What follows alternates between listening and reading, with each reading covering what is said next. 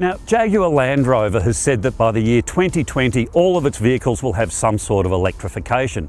But for Jaguar, that brave new world has arrived already in the form of this, the new I Pace. Now, I say it's all electric, it's got a motor at each end, it's got a total of 300 kilowatts of power or thereabouts. It'll do 0 to 100 kilometres an hour in 4.8 seconds. It all sounds great. We're here in Geneva, just near the airport, and we're going to give it a short drive and just see how it goes.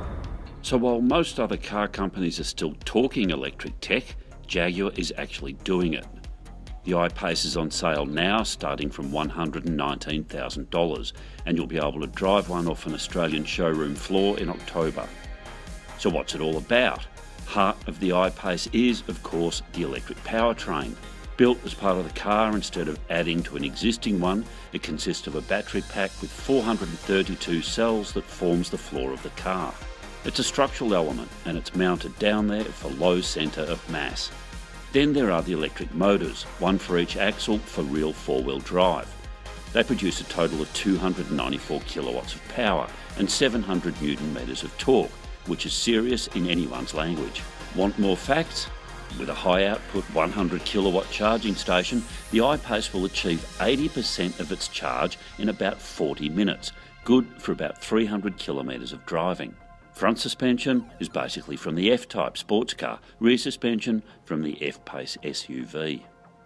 Did I mention this initial test drive was brief? You'd better believe it. A couple of minutes in an airport car park, trying to hit some traffic cone gates as they flashed blue and red and green was hardly definitive.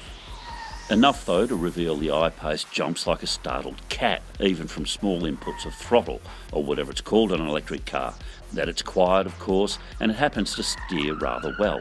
Wrenching hard on the wheel on low speed, low friction corners isn't the best way to test handling balance. Jaguar says its new baby has a 50-50 weight distribution, but on these optional 21-inch tyres, it's at least got grip. What you can see is a very pleasantly proportioned SUV come hatchback with a long wheelbase, a decent amount of space for luggage and passengers, an interior that's not too techy, not too oldie-worldy. Yes, you can connect with apps and smartphones, somehow even turn the air conditioner on your house, while the car learns your preferences in radio stations and the best route to work.